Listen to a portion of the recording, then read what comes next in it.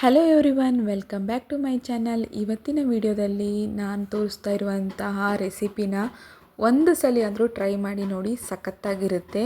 ಇವತ್ತು ನಾನು ಈ ಚಳಿಗಾಲಕ್ಕೆ ಸಖತ್ತಾಗಿರುವಂಥ ಕರಿಮೆಣಸಿನ ರಸಮ್ನ ಮಾಡಿದ್ದೀನಿ. ಹಾಗಿದ್ರೆ ಬನ್ನಿ ಇದನ್ನು ಯಾವ ರೀತಿ ಮಾಡೋದು ಅಂತ ತೋರಿಸ್ಕೊಡ್ತಾ ಇದ್ದೀನಿ. ತುಂಬ ಸುಲಭ ವಿಧಾನದಲ್ಲಿ ಮಾಡ್ಕೋಬೋದು, ಎಕ್ಸ್ಟ್ರಾ ಏನು ಬೇಕಾಗೋದಿಲ್ಲ, ಕೇವಲ 5 ನಿಮಿಷದಲ್ಲಿ ಮಾಡ್ಕೋಬೋದು. ಫಸ್ಟು ನಾನು ಇಲ್ಲಿ ಕರಿಮೆಣಸನ್ನು ತೊಗೊಂಡಿದ್ದೀನಿ. ಒಂದು ಅರ್ಧ ಟೇಬಲ್ ಸ್ಪೂನು, ಒಂದು 10ರಿಂದ 11 ಕರಿಮೆಣಸು ಅಂತ ಕೌಂಟ್ ಮಾಡ್ಕೋಬೋದು. ಅಷ್ಟು ನೀವು ತೊಗೊಂಡು ಸಣ್ಣದಾಗಿ ಕುಟ್ಟಿ ಪುಡಿ ಮಾಡ್ಕೊಳ್ಳಿ. ಈಗ ನೋಡಿ ನನ್ನ ಹತ್ರ ಇರುವಂತಹ ಈ ಒಂದು ಇಂಗ್ರೀಡಿಯೆಂಟ್ ಏನಿದೆ ನೋಡಿ, ಕರಿಮೆಣಸು ತುಂಬ ಅಂದರೆ ತುಂಬ ಹೆಲ್ಪ್ ಆಗುತ್ತೆ. ನೆಗಡಿ, ಕೆಮ್ಮು ಏನೇ ಇರಲಿ ಈ ಚಳಿಗಾಲಕ್ಕೆ ಹೆಚ್ಚಾಗುತ್ತೆ ಅಂಥ ಸಮಯದಲ್ಲಿ ಇದನ್ನು ಯೂಸ್ ಮಾಡ್ಕೋಬೋದು. ನೆಕ್ಸ್ಟ್ ಬಂದುಬಿಟ್ಟು 1 ಟೇಬಲ್ ಸ್ಪೂನ್ ಆಗೋಷ್ಟು ಜೀರಿಗೆನ ತೊಗೊಂಡಿದ್ದೀನಿ. ಜೀರಿಗೆ ಏನಿದೆ ಡೈಜೆಷನ್ ಪವರ್ನ ಹೆಚ್ಚು ಮಾಡುತ್ತೆ. ಹಾಗಾಗಿ ಜೀರಿಗೆನ ಕಂಪಲ್ಸರಿ ಆ್ಯಡ್ ಮಾಡಿ ಅದನ್ನು ಕುಟ್ಟಿ ಪುಡಿ ಮಾಡಿಕೊಂಡು ತೊಗೊಳ್ಳಿ. ನಿಮ್ಮ ಹತ್ರ ಬೇಕಾದ್ರೆ ಮಿಕ್ಸಿ ಜಾರಿಗಾದರೂ ಯೂಸ್ ಮಾಡ್ಕೋಬೋದು ನೀವು. ನೆಕ್ಸ್ಟ್ ಬಂದುಬಿಟ್ಟು ನೋಡಿ, ಇಲ್ಲಿ ಬೆಳ್ಳುಳ್ಳಿ ತೊಗೊಂಡಿದ್ದೀನಿ. ಬೆಳ್ಳುಳ್ಳಿ ಅಷ್ಟೇ ಶೀತ ಜಾಸ್ತಿ ಇದ್ದವ್ರು ಯೂಸ್ ಮಾಡೋದ್ರಿಂದ ನೆಗಡಿ ಏನಿದೆ ಜಲ್ದಿ ಕಮ್ಮಿ ಆಗುತ್ತೆ. ಹಾಗಾಗಿ ಇದನ್ನು ಕೂಡ ಅಷ್ಟೇ ಚೆನ್ನಾಗಿ ಕುಟ್ಟಿ ಒಂದು ಸೈಡ್ ಮಾಡಿ ಇಟ್ಕೊಂಬಿಡಿ.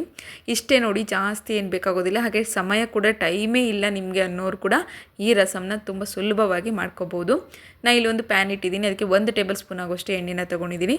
ಎಣ್ಣೆ ಸ್ವಲ್ಪ ಕಾಯಬೇಕು. ಸ್ವಲ್ಪ ಬಿಸಿ ಆದ ತಕ್ಷಣವೇ ಇದಕ್ಕೆ ನಾನಿಲ್ಲಿ ಸಾಸಿವೆಯಿಂದ ಒಗ್ಗರಣೆನ ಹಾಕ್ಕೊತಾ ಇದ್ದೀನಿ. ಸಾಸಿವೆ ಹಾಕಿದ ತಕ್ಷಣವೇ ಸ್ವಲ್ಪ ಚಟ್ಪಟ್ ಅನ್ನಬೇಕು. ಚಟ್ಪಟ್ ಅಂದ ತಕ್ಷಣವೇ ನೀವು ಇಲ್ಲಿ ಬೆಳ್ಳುಳ್ಳಿನ ಹಾಕ್ಕೊಳ್ಳಿ.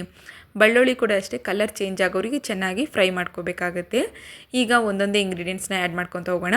ಫಸ್ಟು ನಾವಿಲ್ಲಿ ಬೆಳ್ಳುಳ್ಳಿ ಹಾಕಿದ ಮೇಲೆ ನಾವಿಲ್ಲೇನು ಕುಟ್ಟಿ ಪುಡಿ ಮಾಡಿ ಇಟ್ಕೊಂಡಿರುವಂಥ ಕರಿಮೆಣಸು ಮತ್ತು ಜೀರಿಗೆ ಏನಿದೆ ಅದನ್ನು ಇದರಲ್ಲಿ ಆ್ಯಡ್ ಮಾಡ್ಕೊತಾ ಇದ್ದೀನಿ. ಕಂಪ್ಲೀಟಾಗಿ 1 ಟೇಬಲ್ ಸ್ಪೂನಷ್ಟು ತೊಗೊಂಡು ಅದನ್ನು ಚೆನ್ನಾಗಿ ಕುಟ್ಟಿ ಪುಡಿ ಮಾಡ್ಕೋಬೇಕು. ಇದನ್ನು ನೀವು ಸೂಪ್ ಥರ ಆದರೂ ಕುಡಿಬೋದು, ಇಲ್ಲ ರೈಸ್ ಜೊತೆಗಾದರೂ ತೊಗೋಬೋದು. ಟೇಸ್ಟ್ ಮಾತ್ರ ಚೆನ್ನಾಗಿರುತ್ತೆ. ಈ ಚಳಿಗಾಲಕ್ಕೆ ಒಂದು ಸತಿ ಆದರೂ ಇದನ್ನು ನೀವು ಡೆಫಿನೆಟ್ಲಿ ಟ್ರೈ ಮಾಡಲೇಬೇಕು. ನೆಕ್ಸ್ಟ್ ನೋಡಿ, ಇವಾಗ ಇವೆರಡು ಕೂಡ ಚೆನ್ನಾಗಿ ಫ್ರೈ ಆಗಿದೆ. ಅದಾದಮೇಲೆ ನಾನಿಲ್ಲಿ ಮೆಣಸಿನ್ಕಾಯಿನ ತೊಗೊಂಡಿದ್ದೀನಿ. ಒಣ ಮೆಣಸಿನ್ಕಾಯಿ 1-2 ಹಾಕ್ಕೊಂಡಿದ್ದೀನಿ.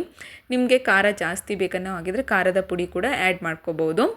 ಹಸಿ ಮೆಣಸಿನ್ಕಾಯಿನ ಹಾಕೋಳಕ್ಕೆ ಹೋಗಬೇಡಿ, ಚೆನ್ನಾಗಿರೋದಿಲ್ಲ. ಟೇಸ್ಟ್ ಮಾತ್ರ ಬೇರೆ ಬಂದುಬಿಡುತ್ತೆ. ಹಾಗಾಗಿ ನೆಕ್ಸ್ಟ್ ಬಂದುಬಿಟ್ಟು ಇಲ್ಲಿ ನಾನು ರುಚಿಗೆ ತಕ್ಕಷ್ಟು ಹಳ್ಳುಪ್ಪನ್ನ ಆ್ಯಡ್ ಮಾಡ್ಕೊಂಡಿದ್ದೀನಿ. ಅದಾದಮೇಲೆ ಹುಣಸೆ ಹಣ್ಣಿನ ರಸ, ನಿಂಬೆ ಗಾತ್ರ ಇರೋದಷ್ಟು ಹುಣಸೆ ಹಣ್ಣನ್ನು ನೆನೆ ಹಾಕಿಟ್ಟು ಇಟ್ಕೋಬೇಕು. ಒಂದು 10 ನಿಮಿಷ ನೆನೆ ಹಾಕ್ಕೊಂಡ್ರೆ ಸಾಕಾಗುತ್ತೆ. ಈಗ ಅದನ್ನು ಕೂಡ ಇದರಲ್ಲಿ ಆ್ಯಡ್ ಮಾಡಿದ್ದೀನಿ. ಸ್ವಲ್ಪ ಅರಿಶಿನ ಹಾಕಿದ್ದೀನಿ. ಈಗ ಇದು ಒಂದು ಕುದಿ ಬರೋವರೆಗೂ ಬಿಡಬೇಕಾಗುತ್ತೆ ಸ್ನೇಹಿತರೆ. ನೋಡಿ, ಈಗ ಒಂದು ಕುದಿ ಬಂದಿದೆ. ಈಗ ಒಂದು ಕುದಿ ಬಂದಮೇಲೆ ಇದಕ್ಕೆ ಕರೆಕ್ಟಾಗಿ 1 ಗ್ಲಾಸ್ ಆಗುವಷ್ಟು ನೀರನ್ನು ಆ್ಯಡ್ ಮಾಡ್ಕೋಬೇಕು. ನಾನಿಲ್ಲಿ 1 ಗ್ಲಾಸ್ ಆಗುವಷ್ಟು ನೀರನ್ನು ಆ್ಯಡ್ ಮಾಡ್ಕೊಂಡಿದ್ದೀನಿ. ನೀವು ಬೇಕಾದರೆ ಇನ್ನೂ ಸ್ವಲ್ಪ ನಮಗೆ ತೆಳು ಬೇಕು ಅನ್ನೋ ಹಾಗಿದ್ರೆ ಇನ್ನೊಂದು ಅರ್ಧ ಗ್ಲಾಸ್ ಎಕ್ಸ್ಟ್ರಾ ಹಾಕ್ಕೊಳ್ಳಿ. ಇಲ್ಲ ನಾವು ಸ್ವಲ್ಪ ಗಟ್ಟಿ ಬೇಕು, ನಾವು ಸೂಪ್ ಥರ ಸ್ವಲ್ಪ ಗಟ್ಟಿ ಸೂಪ್ ಕುಡಿತೀವಿ ಅನ್ನೋ ಹಾಗಿದ್ರೆ ಒಂದು ಅರ್ಧ ಗ್ಲಾಸ್ ಏನಿದೆ ಸ್ವಲ್ಪ ಕಮ್ಮಿ ಮಾಡ್ಕೊಳ್ಳಿ, ನೀರು ಸಾಕಾಗುತ್ತೆ. ನೆಕ್ಸ್ಟು ಮತ್ತೆ ಏನಿದೆ ಇದರಲ್ಲಿ ಒಂದು ಅರ್ಧ ಟೇಬಲ್ ಸ್ಪೂನ್ ಆಗೋಷ್ಟು ನಾನಿಲ್ಲಿ ಪುಡಿ ಬೆಲ್ಲನ ತೊಗೊಂಡಿದ್ದೀನಿ. ಕುದಿ ಬಂದ ತಕ್ಷಣವೇ ಪುಡಿ ಬೆಲ್ಲ ಕೂಡ ಇದರಲ್ಲಿ ಆ್ಯಡ್ ಮಾಡ್ಕೊಳ್ಳಿ.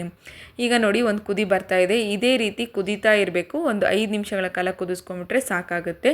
ಟೇಸ್ಟ್ ಮಾತ್ರ ಸೂಪರಾಗಿರುತ್ತೆ. ಒಂದು ಸತಿ ಮಾಡ್ಕೊಳ್ಳಿ. ನೆಕ್ಸ್ಟು ಕೊತ್ತಂಬರಿಯಿಂದ ಮೇಲ್ಗಡೆ ಕೊತ್ತಂಬರಿನ ಉದುರಿಸ್ಕೊಂಡ್ಬಿಟ್ರೆ ಮುಗಿದು ಹೋಯಿತು. ನೋಡಿ, ಈ ಒಂದು ರಸಮ್ ರೆಡಿ ಆಯಿತು. ಕರಿಮೆಣಸಿನ ರಸಮ್ ಸಖತ್ತಾಗಿರುತ್ತೆ. ಒಂದು ಸತಿ ನೀವು ಕೂಡ ಟ್ರೈ ಮಾಡಿ. ಹಾಗೆ ನಿಮ್ಮ ಫ್ಯಾಮಿಲಿ ಫ್ರೆಂಡ್ಸಿಗೆ ಕೂಡ ಈ ವಿಡಿಯೋನ ಶೇರ್ ಮಾಡಿ. ಈ ವಿಡಿಯೋ ನೋಡಿದ್ದಕ್ಕೆ ಎಲ್ಲರಿಗೂ ಧನ್ಯವಾದಗಳು. ಹಾಗೆ ಮುಂದಿನ ವಿಡಿಯೋದಲ್ಲಿ ಮತ್ತೆ ಭೇಟಿ ಆಗೋಣ. ಯಾರೆಲ್ಲ ನನ್ನ ಚಾನಲ್ನ ಮೊದಲ ಬಾರಿಗೆ ನೋಡ್ತಿದ್ದೀರೋ ಪ್ಲೀಸ್ ನನ್ನ ಚಾನಲ್ನ ಸಬ್ಸ್ಕ್ರೈಬ್ ಆಗೋದನ್ನು ಮಾತ್ರ ಮರಿಬೇಡಿ. ಹಾಗೆ ಪಕ್ಕದಲ್ಲಿರುವ ಬೆಲ್ ಐಕಾನ್ನ ಕ್ಲಿಕ್ ಮಾಡಿ. ಈ ವಿಡಿಯೋ ನೋಡಿದ್ದಕ್ಕೆ ಎಲ್ಲರಿಗೂ ಧನ್ಯವಾದಗಳು.